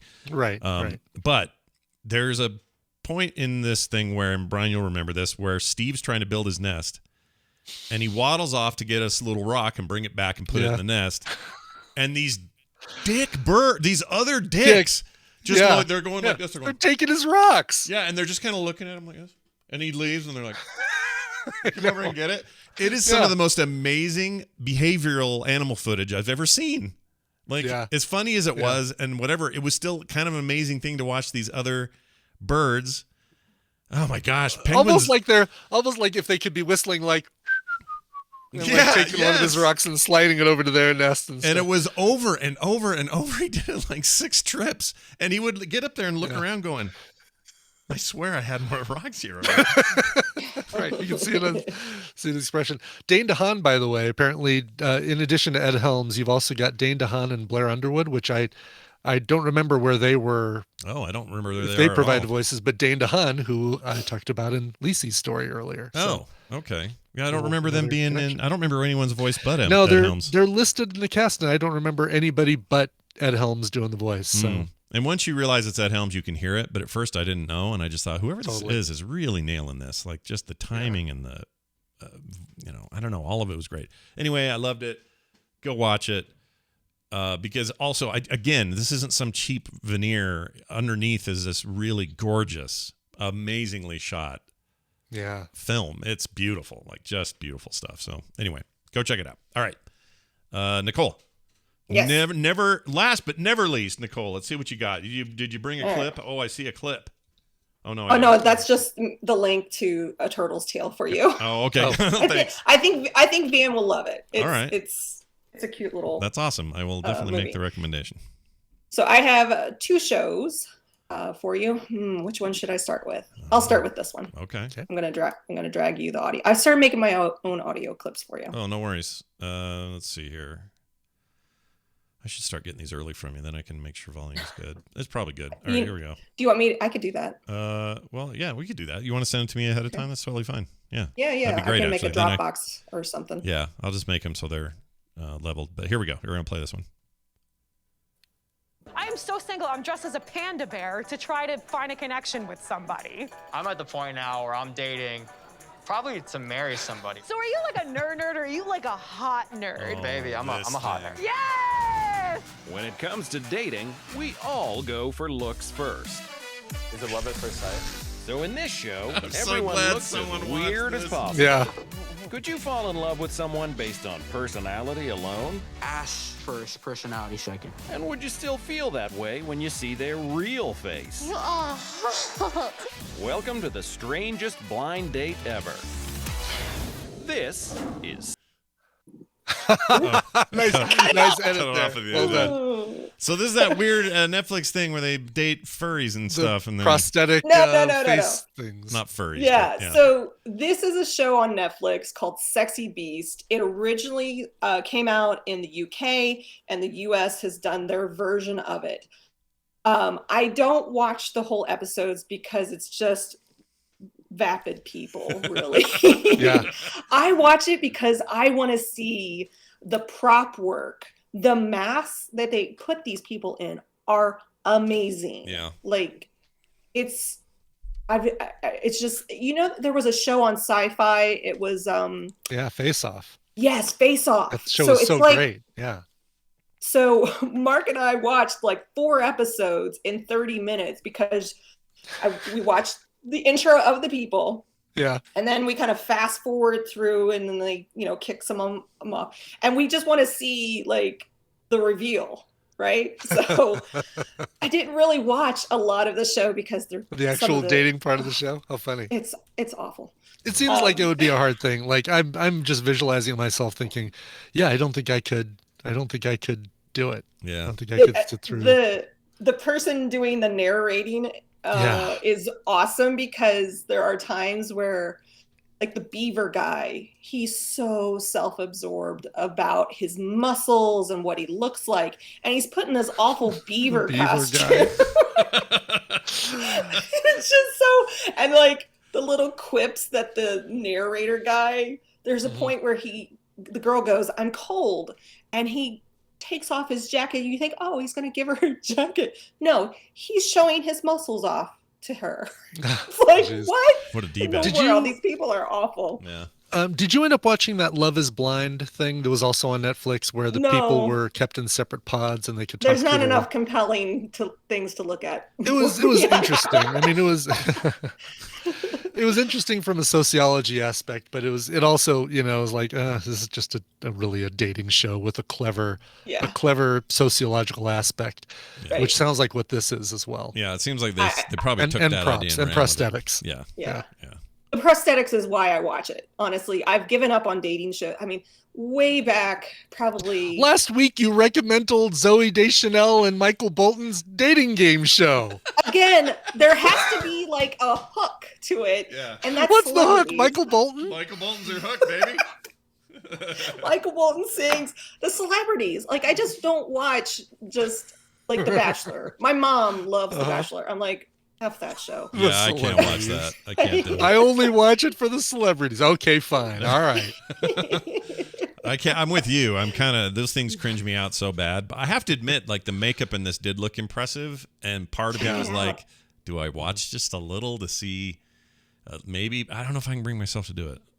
The comedy though around, because they have like a first speed date. So it's usually either they seem to alternate it every other episode's. The main one is a girl or a guy.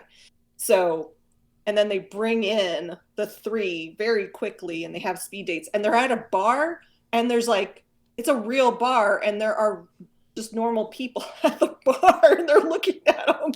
It's so funny. So wait, so those people, is it pretty clear that they're unaware of what's going on? The people in the bar or in the restaurants? Well, people just stare at them.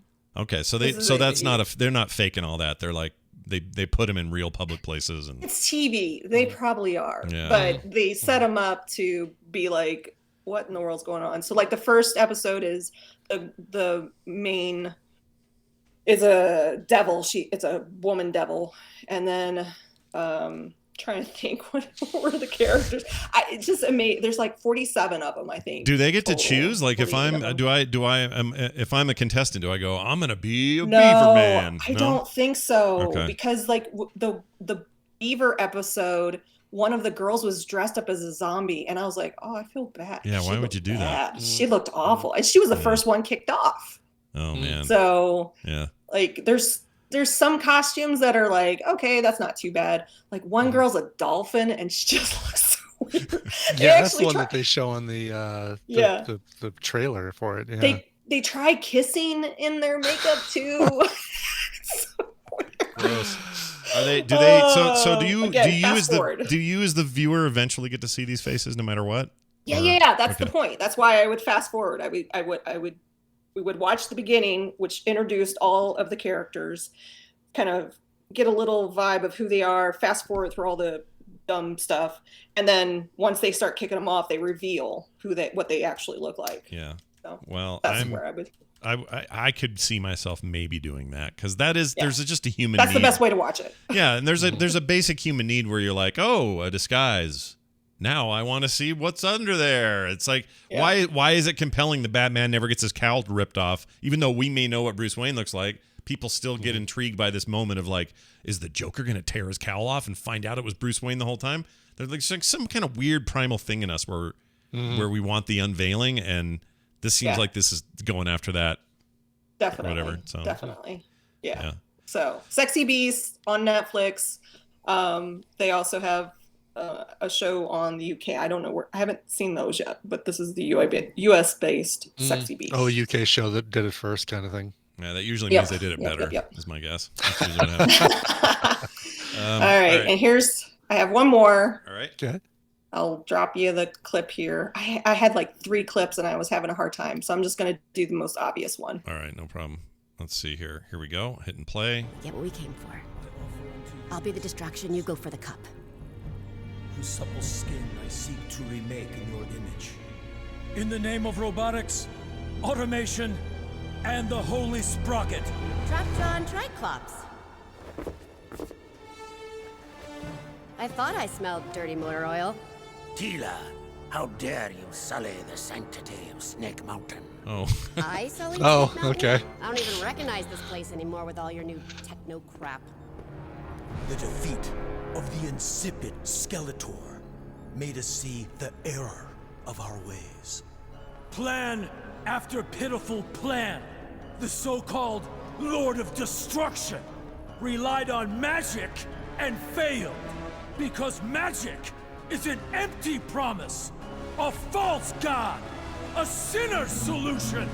The true power in Eternia has always been man's mastery of technology. So you watched that new He-Man, did you? So you may not know this, but I grew up on He-Man, and I have a very Sounds uncomfortable. I grew up on He-Man, watching He-Man.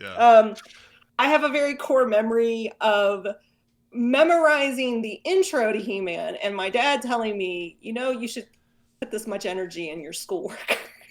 I watched He-Man so much as a kid and loved He-Man. My brother had He-Man characters, and I would steal them. In fact, I just recently gave them back to him.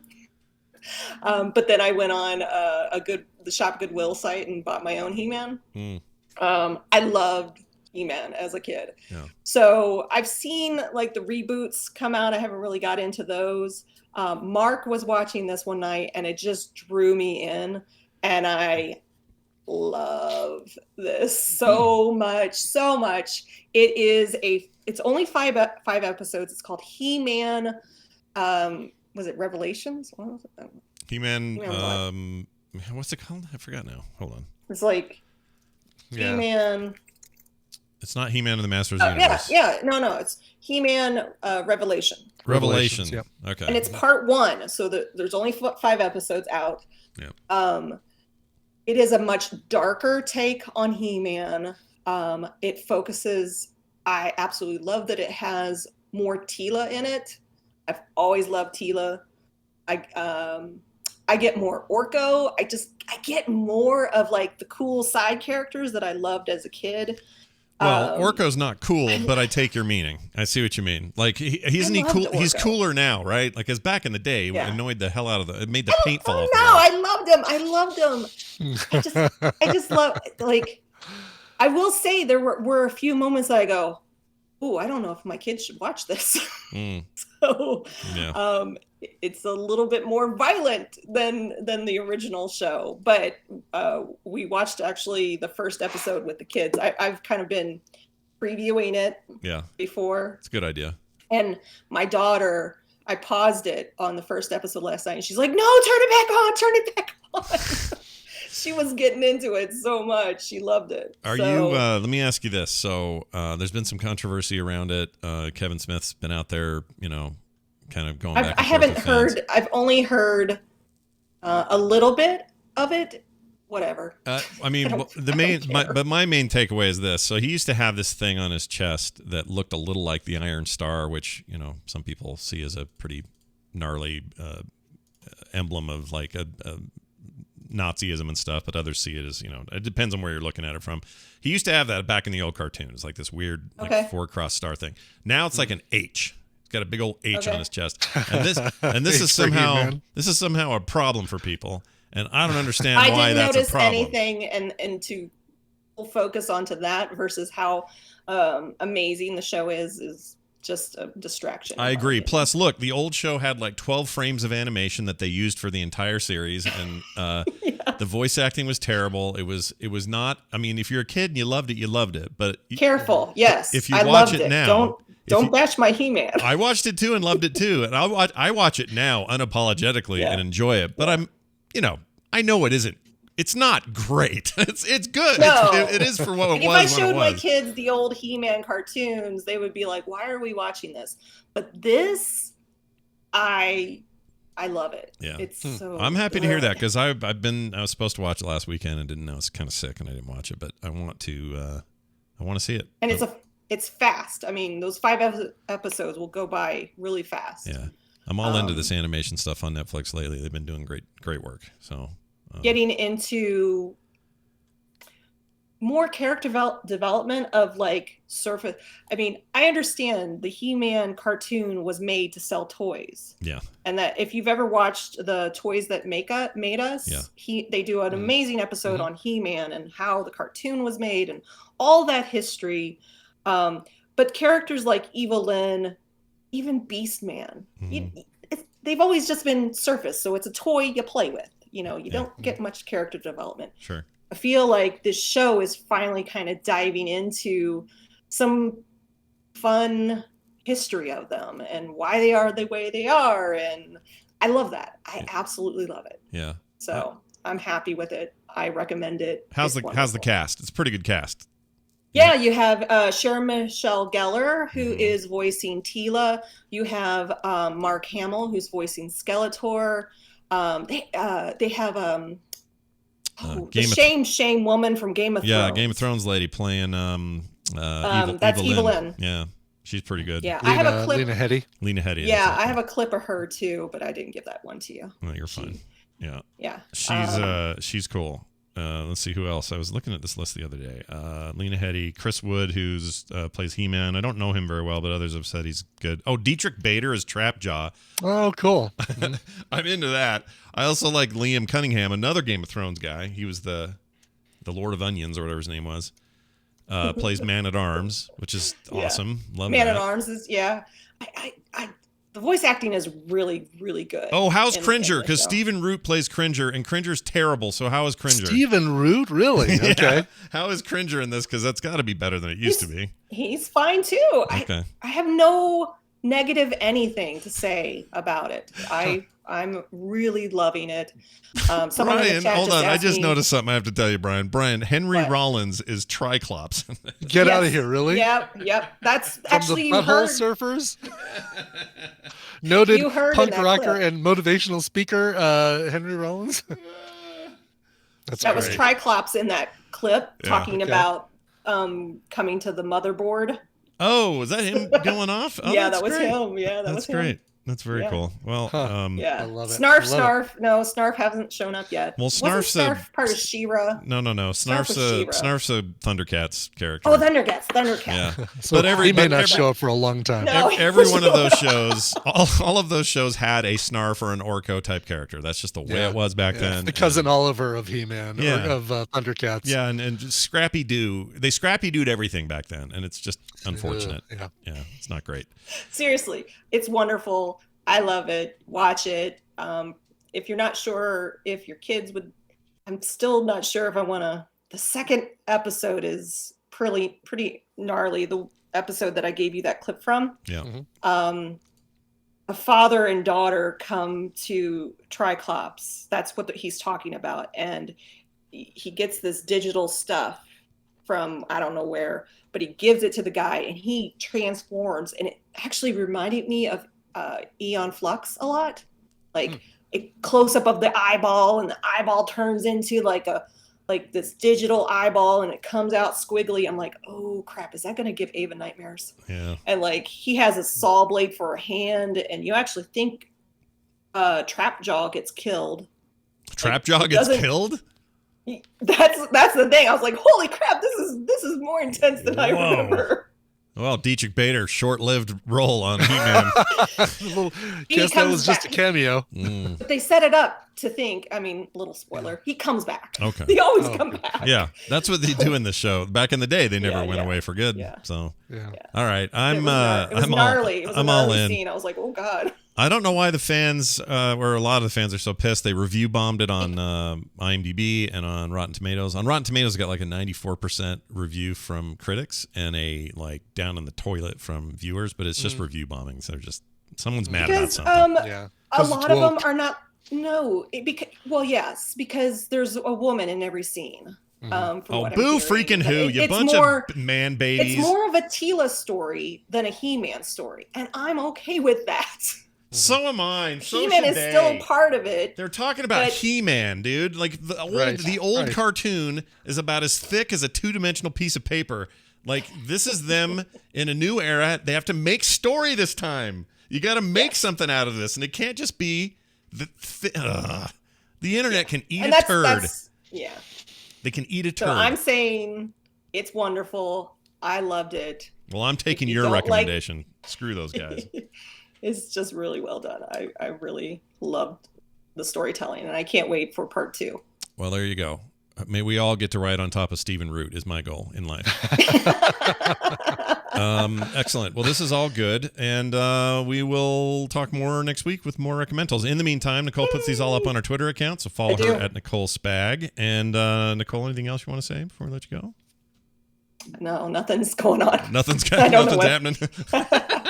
All right. Well, enjoy the rest of your summer. We'll see you before the end of summer, but see you next week. Bye. Yeah, hope I get to see Nicole sometime soon. Now that things are easing up, we haven't seen them in over a year and a half. I was gonna say since it all started, right? Yeah, that's still true of a few of our friends. We've seen the front of her house. We've seen the front of her house to get some sourdough starter, but that's it. Oh right, back in the bread days. Remember that? Back in the bread days, days of the pandemic. Yeah. Everybody was doing bread. I kind of missed that because I like the bread. Mm-hmm. That's There's a lot of work though. It is a lot of work. Bread's a lot of work. Mhm. All right, says the band from the 70s. Hey, look at this, you guys. We got a TMS Origins clip to play for you. Cool. Put together by TMS Jamie, or TMS Mashups Jamie. Jamie put this together. It is the origins of the new health and fitness section. Oh, good. So, Brian, you ready for this? This will be good. Ready for this, yeah. I don't have any... I remember the origins and the story and everything, but this will be fun to revisit. I remember a discussion about it. So enjoy this. This goes way back. I want to say this would have been 2012 or 13 or something. And anyway, here it is. Enjoy. Once in a while, things we do in our past, they come back, they haunt us a little bit, they spring from nowhere. And yesterday, Brian sent me maybe one of the most delightful things I've ever seen in my life. And it was like some sort of corporate video taken in 1996 featuring the one and only Brian Ibbott. I have clips, dude. I want to play them. Oh, let's hear it. All right. So here's Brian in his first lines. He's in a suit, by the way. This is so badass. Brian in a suit. Yeah, Brian in a suit. This is a very youthful, in his 20s Brian talking about whatever the hell pre-print figures are. But here you go. I'm gonna play this for you. I think circulation can give me those preprint figures. I'll check with them and I'll get back to you. I'll see if I can get some information for you. I'll get back to you. I freaking love it, dude. I love it. We got this right around dinner time when I started looking at it, and everybody's gathered around the table, the kids and Kim and I, and we just put this on my iPhone 6 and laid it out in front of everybody, not knowing anything about what you sent. I had no idea. You just had said, hey, don't put this on social media yet. You need to watch it first. Then Brian pops in with that line about the preprint figures, and I just about lost it. I had a mouthful of food. I think I kind of horked some of it up all over the place. And then your other line, which is my favorite bit. I want to paint a visual picture here, and you can correct me if you think I get any of this wrong, but it's Brian in an office showing the wrong way or the current way that this might go down versus the automated rep person. Exactly right. Yeah, it's funny because in normal infomercials, this would be the black and white bit, and Tia would be in color. Right. And you'd be flipping a tray around and spilling it all over yourself or something. But, you're in this office, you're in the suit, you're like across the desk from somebody and their phone, all their stuff is on their desk. Right. And you say this, I'll just give you the line here. Here we go. The new health and fitness section? I'm not sure, but I'll find out if I can use your phone. Now, the best part, the way you're overturing toward his phone. Yeah, it's like, can I? Can I get your hands just inching over to the phone and picking it up ever so slightly? I was dying. And forever now, forever, we have things like this. I think circulation can give me those preprint figures. I'll check with them and I'll get back to you. Talk to circulation. Okay, call me back. Bye-bye. Bye-bye now. Can I use your phone? Incredible, dude. Incredible. Call the clip clop. Oh, amazing. Oh, clip clop. So that was an iPhone 6. Let's see. This would have been 2014 then that you told this story. A little sooner than I thought. Or a little less long ago. Yeah. Amazing. Yeah. Amazing. I just put the whole video, a link to the whole video in chat because it's still up. The entire video is still up, but apparently one of the places that had the clips is now gone. So. Oh, but this whole thing's up on YouTube, right? Yep. Oh, yep. Look at the 90s happening here. There's so much 90s going on. Dude. So much 90s. Yeah. Oh, my gosh. And that the hum of the VCR, too. Yeah, there was always that. A little bit of like weird rainbow effect at the beginning. I like this dark hallway business. Yeah. Oh, look at you, dude. My suit with the... Oh, it's so good. Look at that fat ass notebook that lady's using. Right, with I think that thing might have had 4 megs of RAM. Oh it yeah, might if you're lucky. Megs, yeah, this is amazing. Let me get back to that part where Brian's at the desk. Hold on a second. And there's Tina, who looks exactly the same, like at about the 1 minute and 12-second mark. Yeah, she hasn't changed at all. No. It's amazing. If you haven't seen the whole video, ask us on Twitter. We'll share it out with you. Okay. Yeah. Well, that's going to do it for today. I would like to thank a few people, though, and I'm going to do that now. So our Patreon, which has so many great people supporting it, is rad because of some really specific people. And I wanted to give a real big shout-out to some brand new patrons. Brent Marnatti. He joined us at the $5 level. And Nathan Pettinger joined us at the $1 level. There are 2 latest patrons. Huge thanks to them. Thank you guys for hopping on board. And then, how about some long-time listeners? 2004. Since then, we've had Jamie Snell, Travis, Cody. 2014. What'd I say? 2004. 2014. Oh, geez, Louises. Yeah, let's not go back 20 years or whatever. 2014. Sorry. Jamie Snell, Travis, Cody Georgeson, Robert Decker, and Chris Orden. Huge thanks to all of them for their longtime support of the show. If you've never seen what you can get by supporting it, go check it out. That's at patreon.com/TMS. I had to burp. How do you spell that? Is that what the sound a slash makes? The sound of a slash is a gross person burping. Anyway, huge thanks everybody for your support. We really mean it. That's patreon.com/TMS. Frogpants.com/TMS for everything else, including our email, our Twitter stuff, our newsletters, our stuff. All our Reddit page, all of it is over there, so go check it out. All right, that's it. Brian, anything else, or do you have a song? What do you got? I just have a song. Okay. That's all I have. All right, this is a good one because there's a little bit of trivia that kind of goes along with it. Stuart Cooper wrote in, said, "Hey, Scooter and Braun, 16 years ago, I married my darling Natalie. There had been something missing in my life till there was her. Originally from the Music Man and then made more famous by an obscure Liverpool skiffle quartet, I've chosen a cover that keeps the charm of the original in a stripped-down form." He says, "I love you, Natalie, and I could definitely see why you like it." Oh, signed, Stuart. That's really nice. Let's play that. I can definitely see why you like it. There you go. Yeah. So super sweet. So yes, this is a cover of the song "Till There Was You," performed by J.J. Heller. The original version, as he mentions, was from the Music Man, 1957. It also carried over from the show to the movie version. And there have been a ton of different versions of this song. The original version was by Nelson Riddle. The first recording came out actually before the Broadway production appeared, so it came out before the cast album. But then there was the Eileen Wilson version, and of course, probably most famously, the Beatles version, which was on their second album with the Beatles. Nice. This is a version by J.J. Heller, who's just got such a great voice. Love her. The song comes from the album I Dream of You, Volume 2 from 2018. Here's J.J. Heller and Till There Was You. This show is part of the Frog Pants Network. Frog Pants Network. Get more shows like this at frogpants.com. Don't worry about it. I liked you before and I like you now too. Oh, that's a comfort. Oh. Yeah, that's a real comfort. I feel better knowing comfort in that. Yeah, I take comfort in that.